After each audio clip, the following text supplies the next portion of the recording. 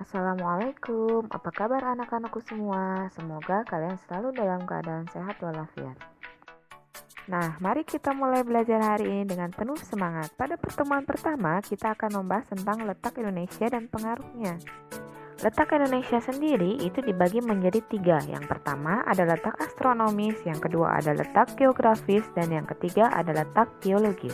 Oke, kita akan mulai pembahasan pertama dengan letak astronomis. Letak astronomis adalah letak suatu wilayah berdasarkan garis lintang dan garis bujur. Apa itu garis lintang dan garis bujur? Nah, kita akan pelajari hari ini.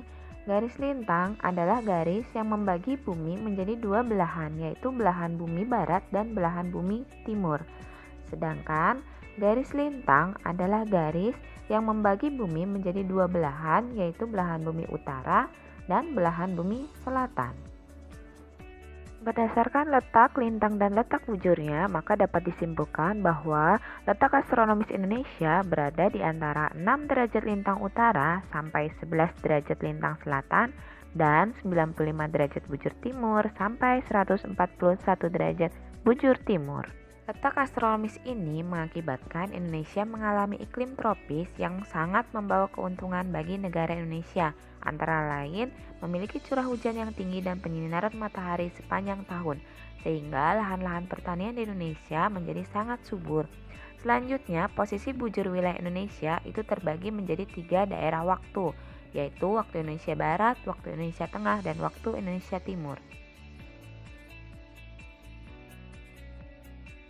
Selanjutnya, kita akan membahas tentang letak geologis Indonesia. Letak geologis adalah letak suatu daerah berdasarkan struktur batuan yang ada pada kulit bumi. Letak ini dilihat dari sudut formasi geologi, keadaan batuan, maupun jalur pegunungannya. Berdasarkan letak geologisnya, Indonesia berada di antara 3 pertemuan lempeng.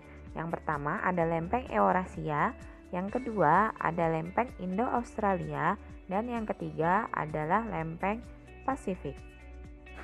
Dilihat dari jalur-jalur pegunungannya, Indonesia terletak pada pertemuan 2 rangkaian pegunungan muda, yaitu rangkaian pegunungan Sirkum-Pasifik dan rangkaian pegunungan Sirkum-Mediteran. Oleh karena itu, wilayah Indonesia banyak memiliki gunung api aktif yang sering terjadi gempa.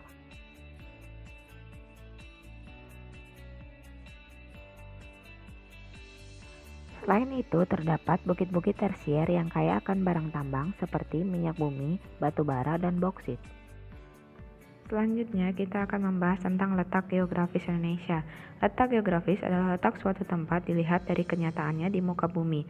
Letak ini ditentukan oleh fenomena yang membatasi wilayah tersebut, misalkan lautan, samudra, benua, dan sebagainya.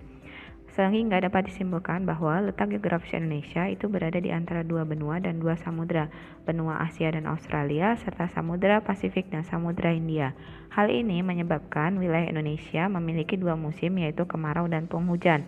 Kemudian wilayah Indonesia juga memiliki keragaman budaya dan memiliki banyak mitra dagang.